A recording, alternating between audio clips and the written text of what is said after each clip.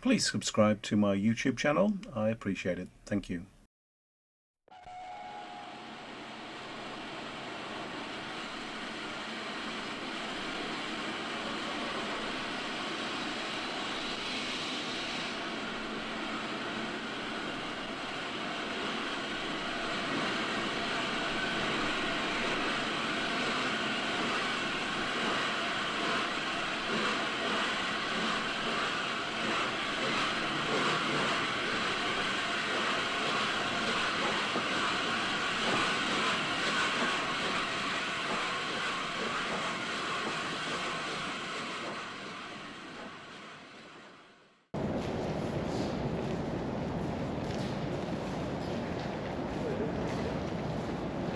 As I say, when you're in here, please watch the holes.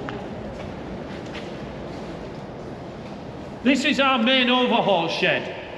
Up until yesterday, Tornado was actually in here under work, but we pushed it outside in the sunshine because we thought you might get better photographs of it. In here at the moment, under overhaul, 3 locos that are resident here.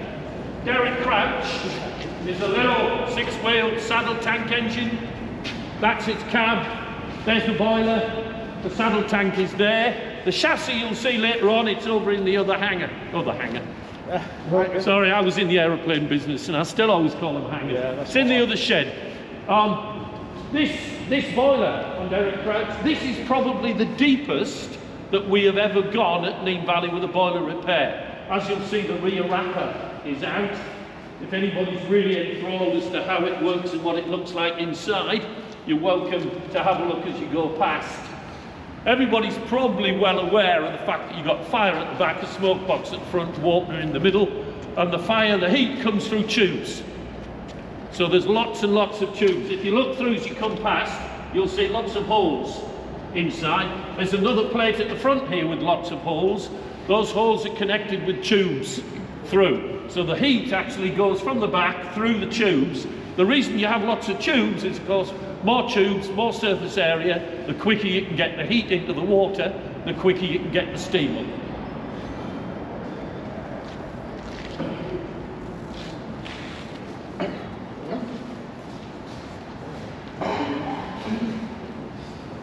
This is the big bit we've got of. This is City of Peterborough, 73050, BR Standard 5. It's currently in overhaul. It's been in here quite a few years.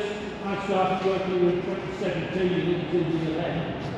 It's been up, it's been off its wheels, the wheels have all been redone and refinished, the chassis all been done. Feel free to go farther up if you want to have a. The chassis been blasted, redone, treated, painted. We're now in the phase of trying to put it all back together again. The big bit that's missing is the boiler. The boiler actually is a full overhaul, so the boiler is away on business at the moment being repaired. It's not going to be cheap, and it's a big repair. It's probably going to be at least 3-4 years before the boiler comes back. As we say, it is an expensive business, it's not cheap, that's why we always run these events. You'll see lots as you go around, bottles hanging on, cash tins hanging on logos. If you've got a favourite logo, you've got a pocket full of scratch, where you can go in there. If you pull it from trash, one thing to note is the biggest missing with this is how over to the side. The biggest missing is the tender. Anyone making the no-function moves there? No-function moves where they've got their 9F with it. This is the big one. The tender that they're currently pulling along behind their 9F is ours. It's City of Ringwood's tender. City of Ringwood was one of the standard files that was built with a large, delivered with a large tender. So it's got this originally at the same tender as the 9F. The tender was originally good foundation, so it was given a couple of payments being long, so that all the options were but then the roads, and they do put it in standard tax certificate on the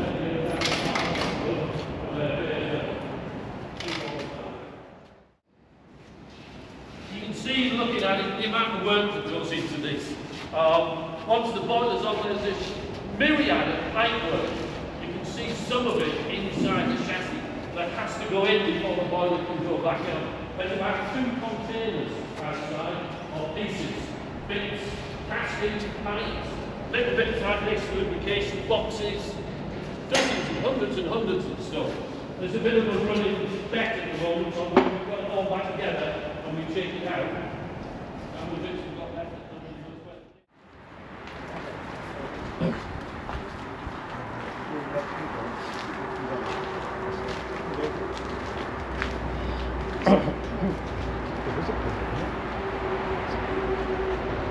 Can you come through? Keep coming through.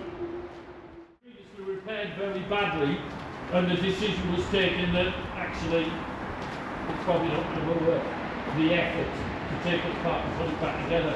So it languishes in here essentially as a stock of spares. Someday the bits on it might be useful. Someday we might be so short of locals that we don't actually get it out. But I personally, the problem is a lot of the casing at the top was all wood. So once you take the wooden casing off, it actually looks as though there's nothing there. It's very difficult to work out what it is. But it is an old tram engine. Department austerity, you're probably quite aware of them. There's quite a lot of them around. It's another local that's sitting in here. Someday it might go out and get overhauled and come out onto the line. But at the moment, there's quite a lot of railways around have got these. So it's that question of, yes, it's suitable for overhaul, but if we take it out and overhaul, what will it bring us? Will it bring us something unique that people are going to come and see? And the question at the moment is probably not, because quite a lot of railways have got one.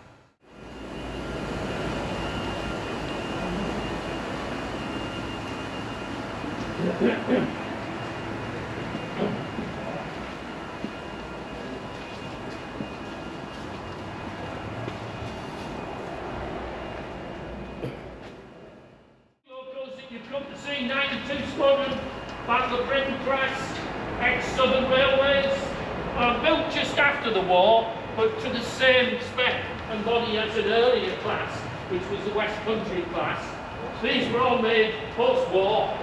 The Battle of Britain, they were all named after squadrons, units, or people who'd been notable in the Battle of Britain, hence the name Battle of Britain class.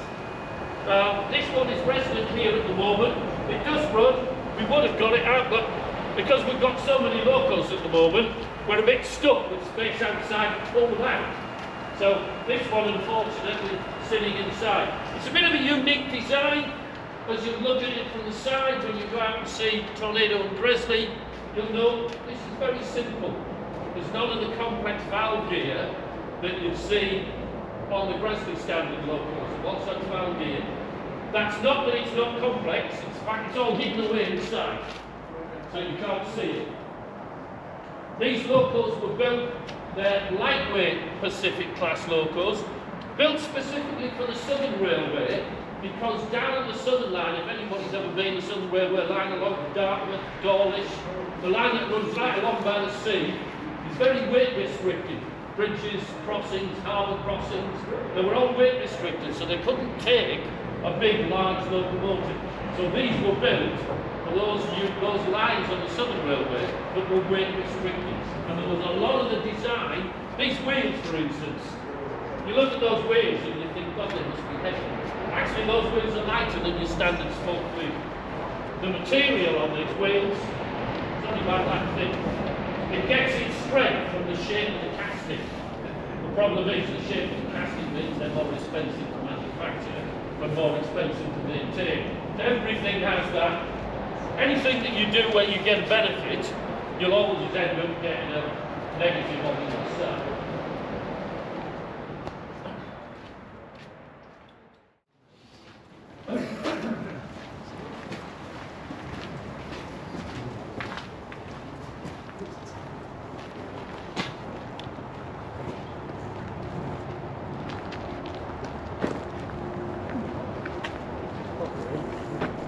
Well, we'll go in first. What we're going to do, we'll go in and look at Gresley, then we'll come out and we'll do Bahamas and you get pictures, then we'll do Tornado at the end. I'll just wait till everybody's round. While we're sort of waiting for everybody to catch up and come round, I will say, obviously, when you go to the back of Tornado, please note there's a pit. Please don't end up down it. Well, we wait for people to come round. The little one behind us, that obviously is Nene Valley's little baby. There's a story behind that as well, why it's called Thomas, why we can keep it called Thomas. We are the only railway in the country that has a Thomas loco now. Most of the rest have been withdrawn. And he is Thomas, we're sure he's Thomas, and that's because there's a little plaque on the back. He was actually named Thomas by the Reverend R.W. Audrey, Thomas's dad. So that is Thomas because Thomas's dad said so. Right, we'll go in and take a look at Gresley.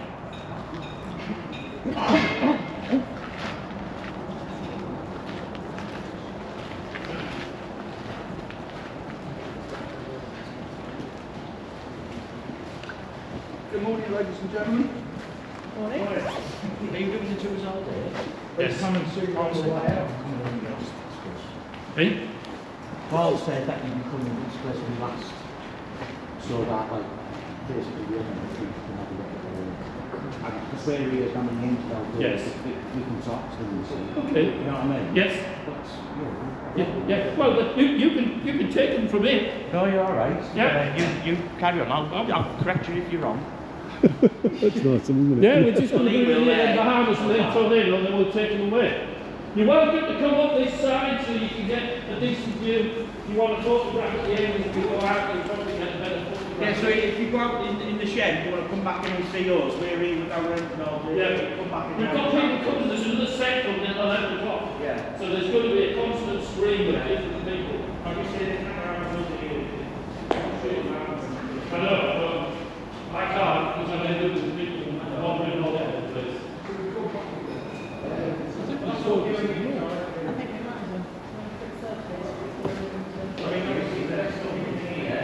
Oh yes, we're not aware of that. We've been cleaning it all day yesterday.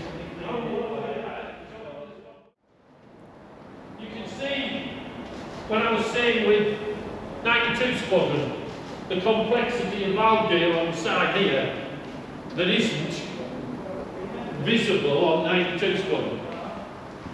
It's a bit deceiving on 92 Squadron, it is there, it's just hidden inside. And actually a lot of it these locos were lots of colours. Okay. The first four of these locos were painted silver, right, as you're probably aware, some of you.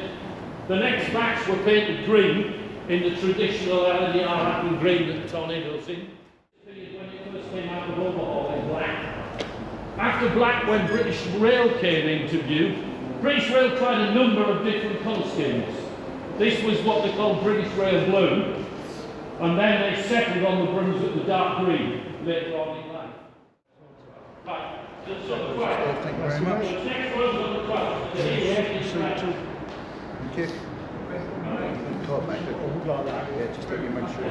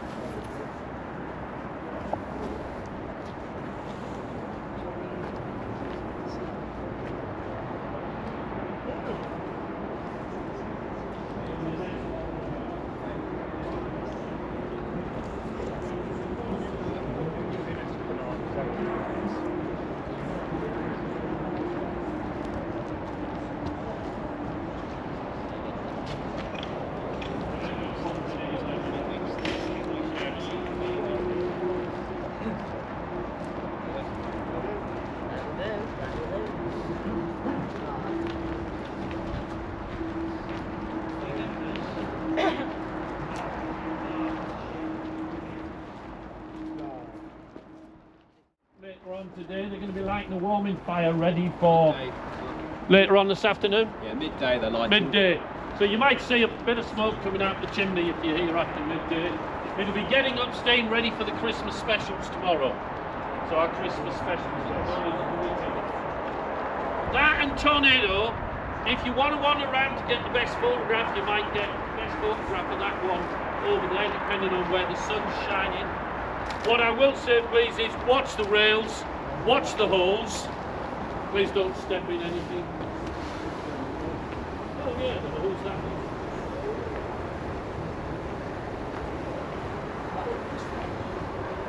If you've got any questions, ask. I'll try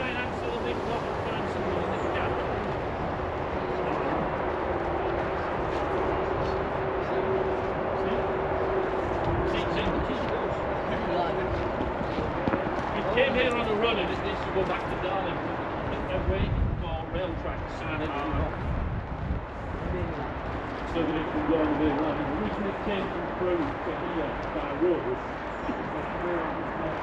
a link to the main line of Road 3. So it's come by here from road to road. And currently it's waiting. It's finished all its testing. It's waiting for rail to sign it off so that it can go on the main line and go home.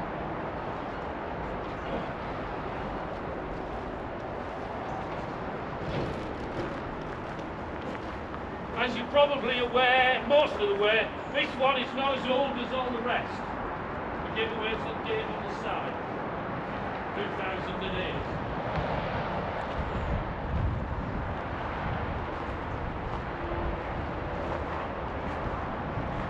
It's a lot more complex than any other steam loco running on the rails in the UK at the moment.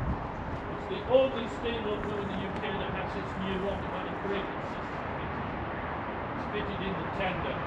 The giveaways, if you look in between the tender and the loco, normally there's a water pipe, a water feed pipe, there's a steam pipe and a vacuum pipe. When you look at the link between there, all of those stainless steel radio hoses you see cameras, lights, LEDs, lights and switches and all sorts of things because it's a modern loco that wouldn't have appeared on an older steam loco.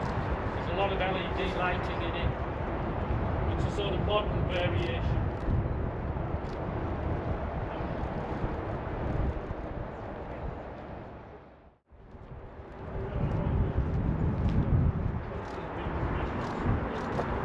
Make the white one and come and take a look.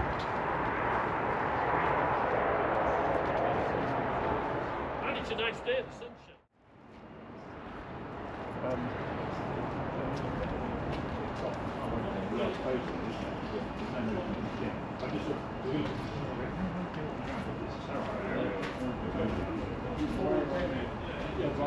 One belongs to the Bahamas. No, I'm just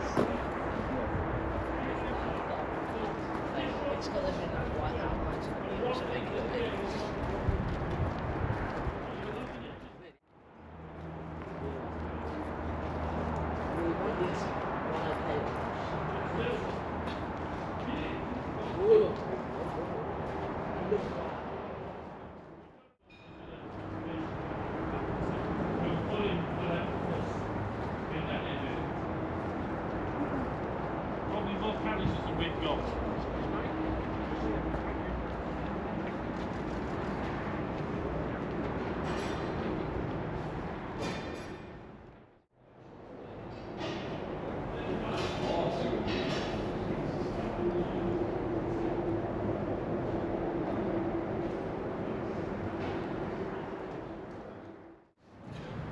How long have you been a member?